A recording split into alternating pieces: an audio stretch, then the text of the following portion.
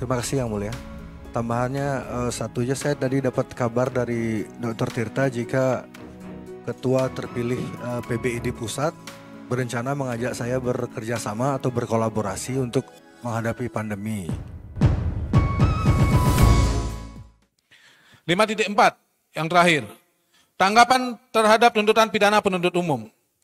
Bahwa dalam melakukan penuntutannya, penuntut umum mengemukakan pertimbangan mengajukan tuntutan pidana, baik hal-hal yang memberatkan dan saya ulang, penuntut umum mengemukakan pertimbangan mengajukan tuntutan pidana, baik hal-hal yang memberatkan dan hal-hal yang meringankan sebagai berikut. Hal-hal yang memberatkan, terdakwa tidak menyesali perbuatannya, terdakwa walk out pada waktu persidangan, perbuatan terdakwa meresahkan masyarakat, perbuatan terdakwa melukai perusahaan dokter seluruh Indonesia yang menangani COVID. Hal-hal yang meringankan, terdakwa belum pernah dihukum, terdakwa mengakui perbuatannya, terdakwa masih muda dan masih bisa dibina. Bahwa sebelum memberikan tanggapan atas pertimbangan penuntut umum, perlu kami sampaikan bahwasanya kami berpendapat pertimbangan tuntutan pidana oleh penuntut umum dibuat bukan berdasarkan pertimbangan objektif yang rasional, namun berdasarkan dari kesewenangan penuntut umum yang terlihat hanya membutuhkan legitimasi bagi tuntutan pidana yang begitu tinggi, yakni 3 tahun pidana penjara dan denda 10 juta subsidiar 3 bulan kurungan. Entah motif apa yang melandasi pertimbangan tuntutan pidana ini. Meskipun perspektif nature penuntut umum yang menyebabkan pertimbangan tuntutannya menjadi subjektif, namun subjektivitas terkait tuntutan pidana semestinya tidak kehilangan pijaan, tidak kehilangan rasionalitas, dan tidak boleh senang-benang. Sekali lagi, kami melihat bahwa pertimbangan ini hanya dilandasi memberi pijakan bagi penuntut umum untuk menghukum seberat-beratnya terdakwa. Bahkan penuntut umum memperlihatkan kontradiksi dalam argumentasi hukumnya untuk memberikan pertimbangan tuntutan pidana ini. Pendapat kami ini bukan asumsi, tetapi pendapat yang terukur dan dapat kami jelaskan sebagai berikut. Terhadap pertimbangan hal-hal yang memberatkan, kami mengurai beberapa pertimbangan saja. 1. Terhadap terdakwa melakukan walkout pada waktu persidangan, kami tanggapi sebagai berikut. Penuntut umum tampaknya lupa bahwa tindakan yang dilakukan terdakwa pada saat persidangan justru dilakukan sebagai upaya untuk menegakkan hukum acara sebagaimana terbuat di KUHP. Dan telah kami sampaikan secara resmi baik kepada Ketua Pengadilan Negeri Denpasar, CQ, Majelis Hakim yang kami muliakan, bahwa terdakwa menolak sidang online dan menginginkan sidang offline sebagaimana diatur dalam KUHP dengan pengetatan protokol kesehatan COVID-19. Selanjutnya hal yang paling penting adalah tindakan terdakwa melakukan walkout juga disetujui dan diaminin oleh Ketua Majelis Hakim. Selain itu tindakan terdakwa juga ditanggapi dengan baik oleh Ketua Pengadilan Negeri Denpasar. Hal mana beliau memberikan tanggapan di media massa bahwa tindakan terdakwa adalah hak dari terdakwa. Jika dihubungkan bahwa tindakan terdakwa disetujui oleh Yang Mulia dan dikomentar dengan baik oleh Ketua Pengadilan Negeri sebagai sebuah hak, selanjutnya dihubungkan niat terdakwa untuk menegakkan hukum acara sesuai KUHP, maka hal tersebut berarti tidak tepat dikualifikasi sebagai hal-hal yang memberatkan, kecuali penuntut umum hanya mencoba mencari sebanyak-banyaknya hal-hal yang mendekati kualifikasi pertimbangan yang memberatkan. Terhadap perbuatan terdakwa yang dianggap meresahkan masyarakat, kami tanggapi sebagai berikut. Pertimbangan ini menurut kami irasional, penuh asumsi tidak berdasar. Jika penuntut umum menyatakan perbuatan terdakwa meresahkan masyarakat, maka pertanyaan paling mendasar, perbuatan terdakwa mana yang penuntut umum maksud? Apakah perbuatan terdakwa melakukan walkout? Apakah postingan terdakwa atau yang mana? Ini sangat tidak jelas. Selanjutnya pertanyaannya, apa alat ukur atau parameter yang digunakan penuntut umum untuk menyatakan perbuatan terdakwa meresahkan masyarakat? Adakah penuntut umum mempunyai bukti yang dapat membuktikan hal itu? Adakah satu hasil survei persepsi masyarakat yang sahih sehingga bisa digunakan sebagai landasan argumentasi memberikan pertimbangan memberatkan sedemikian rupa? Jika yang dimaksud adalah perbuatan terdakwa memposting di Instagram sebagaimana yang diperkarakan dalam perkara Akuo, tidakkah sebaliknya justru perbuatan terdakwa tersebut adalah sebagai penyaluran keresahan masyarakat?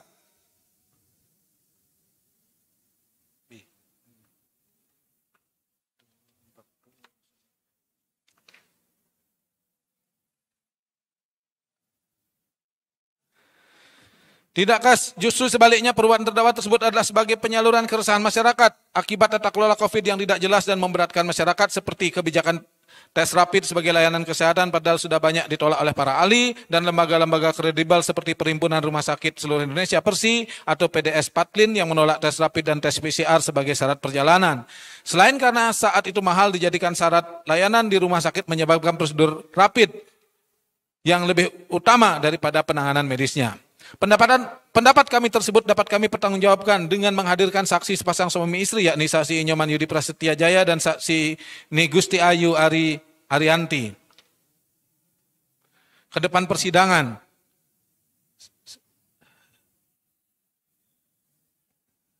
Sebentar.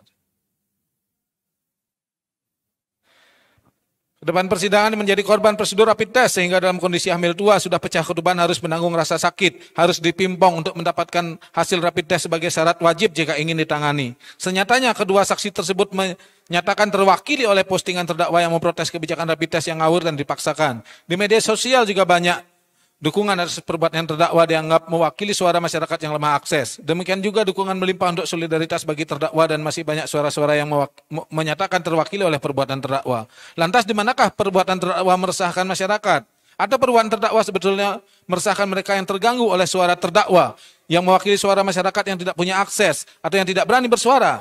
Sampai pada titik ini kami yakin masih dapat mempertanggungjawabkan pendapat kami karena parameternya jelas, tidak seperti penuntut umum yang tidak mempunyai pijakan dan hanya asumsi semata.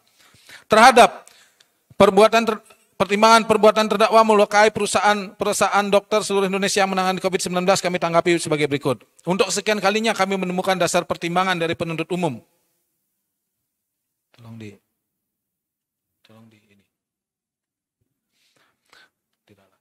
Untuk kesekian kalinya kami menemukan dasar pertimbangan dari penuntut umum bersifat asumsi dan klaim belaka. Pertanyaan kami, apa alat dan parameter penuntut umum menyatakan perbuatan terdakwa melukai perasaan dokter seluruh Indonesia yang menangani COVID-19? Saudara penuntut umum dengan gegabah menyatakan seluruh dokter terlukai oleh perbuatan terdakwa. Apakah saudara penuntut umum mempunyai bukti, mempunyai hasil survei persepsi masyarakat? Dari mana kesimpulan saudara penuntut umum tersebut? Menyebut dokter seluruh Indonesia sebagai kuantitas yang terlukai oleh perbuatan terdakwa, menurut hemat kami adalah klaim yang berlebihan. Selain klaim tidak berdasar, jika kami sebutkan bahwa ada satu saja dokter di Indonesia yang menangani COVID-19 tidak merasa terlukai, maka klaim saudara penuntut umum sudah gugur. Seorang dokter bernama Dr. Tita dengan akun @Tirta yang aktif dalam kegiatan penanganan COVID-19 di awal pandemi, terlibat untuk membantu penanganan COVID-19. Dr. Tita berkali-kali di media massa tidak merasa tersinggung dengan ucapan terdakwa. Jangankan terluka, tersinggung saja tidak. Oleh karena itu senyatanya pertimbangan penuntut umum hanyalah klaim dan tidak berdasar. Berdasarkan uraian tersebut terlihat jelas bahwa hal-hal yang memberatkan didalilkan penuntut umum hanya sekedar memperbanyak pertimbangan sehingga terlegitimasi tuntutan pidana yang tinggi yang dituntut oleh penuntut umum kepada terdakwa. Selanjutnya, hal-hal yang meringankan. Terdakwa belum pernah dihukum, terdakwa mengakui perbuatannya, terdakwa masih muda dan bisa dibina. Terhadap pertimbangan ini kami berpendapat penuntut umum hanya sekedar menaruh pertimbangan yang meringankan saja.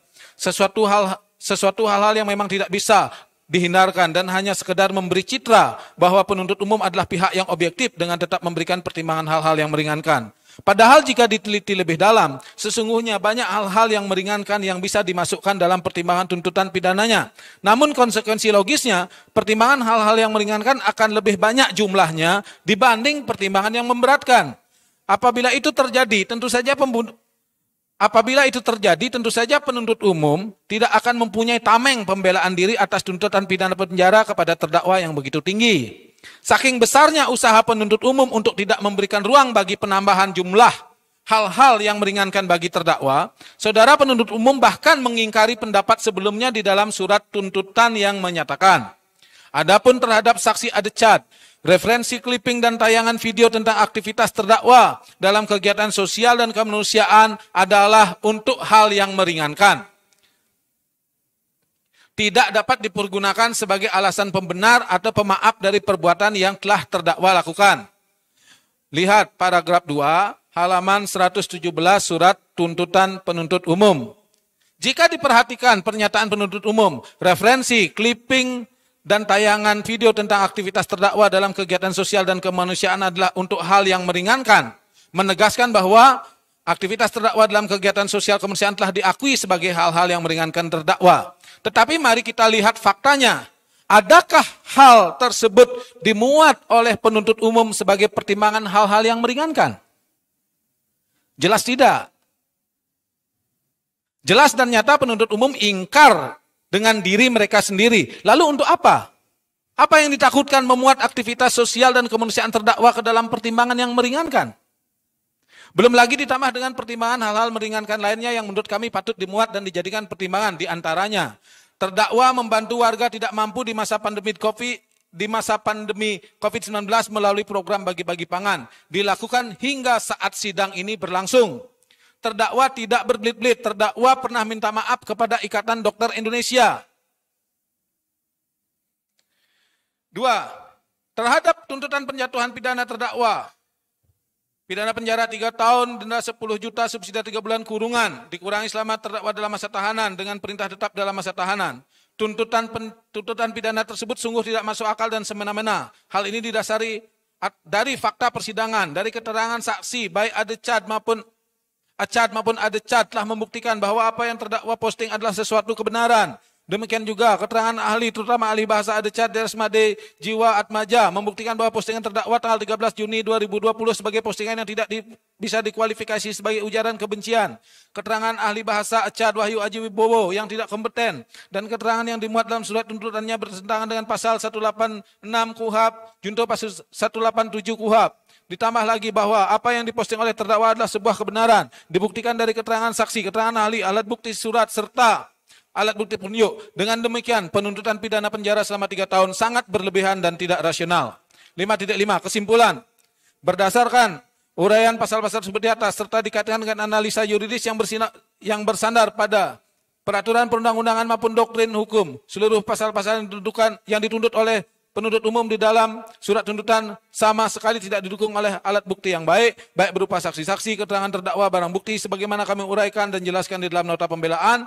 Namun yang ada justru hanyalah asumsi-asumsi dan manipulasi dari jaksa penuntut umum, sehingga patutlah diduga bahwa tindak pidana yang didalilkan jaksa penuntut umum kepada terdakwa adalah tindak pidana yang dipaksakan untuk menyenangkan sekelompok orang. Bahwa dengan tidak terpenuhinya seluruh unsur-unsur tindak pidana akuo, maka demi hukum terdakwa haruslah dinyatakan tidak terbukti dan sah dan meyakinkan bersalah melakukan tindak pidana pasal 2 ayat 2 junto pasal 45A ayat 2 Undang-Undang ITE, junto pasal 64 ayat 1 ke 1 KUHP sebagaimana yang telah didakwakan dan dituntut oleh penuntut umum dalam tuntutannya. Majelis Hakim yang mulia, penuntut umum yang kami hormati dan sidang yang kami muliakan. Bagi kami sebagai kuasa hukum terdakwa, di samping berdasarkan analisis yuridis yang kami uraikan secara sistematis, perlu juga kami sampaikan bahwa dalam pledoi ini, berdasarkan fakta-fakta persidangan, tidak ada satupun yang dapat dipertimbangkan sebagai hal yang memberatkan terdakwa. Dan oleh karenanya sudah semestinya tidak ada keraguan bagi majelis hakim pemeriksa dan pemutus perkara akuo untuk membebaskan terdakwa dari semua tuntutan hukum. Permohonan dan penutup. Majelis hakim yang mulia, saudara penuntut umum yang terhormat dan sidang yang kami muliakan.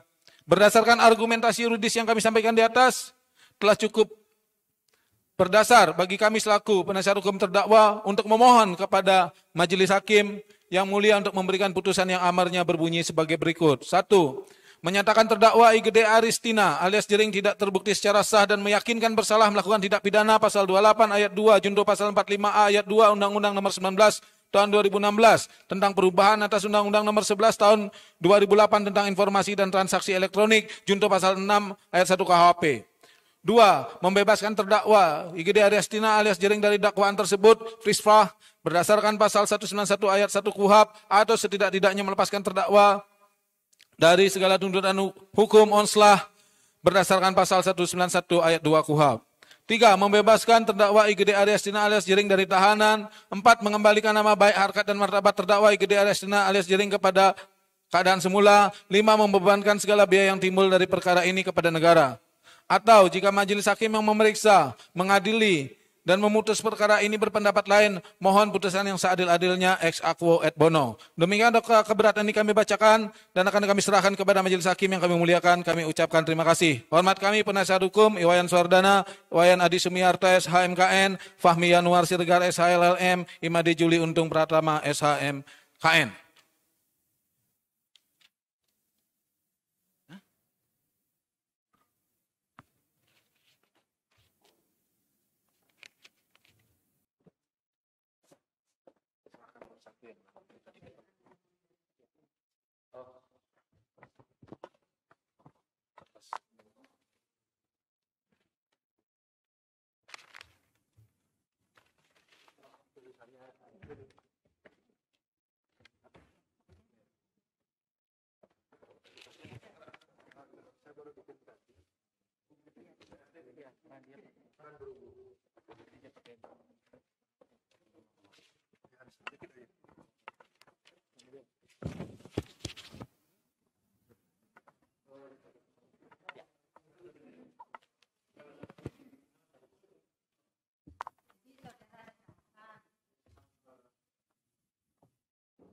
Terus ini satu manten eh, lisan karena saya baru dengar tadi dari Tirta. Nggih. Eh, terima kasih Yang Mulia. Tambahannya satu aja, saya tadi dapat kabar dari Dr. Tirta jika Ketua terpilih PBID Pusat berencana mengajak saya bekerja sama atau berkolaborasi untuk menghadapi pandemi. Beliau menyatakan sikap itu dalam sebuah siaran di YouTube-nya Deddy Corbuzier secara resmi. Jadi mungkin dijadikan pertimbangan bagi Yang Mulia Hakim, jika PBID Pusat memang ingin saya dipenjarakan, tidak mungkin saya diajak berkolaborasi atau bekerja sama. Terima kasih.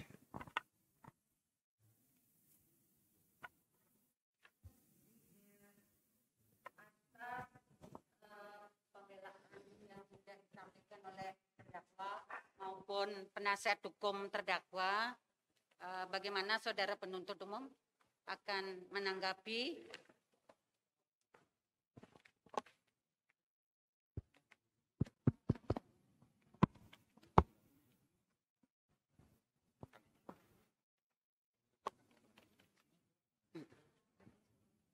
Mohon izin, Majelis Hakim yang mulia, sesuai dengan ketentuan dalam KUHAP, kami masih mempunyai hak untuk menanggapi pledoi ini. Adapun mengenai waktunya, sebagaimana yang sudah ditetapkan oleh Majelis Hakim, kami siap untuk itu. Ya, jadi sesuai dengan court kalender yang sudah ditetapkan kepada penuntut umum untuk menyiapkan repliknya ya, tanggapan atas pledoi dari penasihat hukum, kita tetapkan jadwalnya pada hari Kamis tanggal 12. Ya, 12. Tanggal 12 November ya. Siap? Ya, demikian.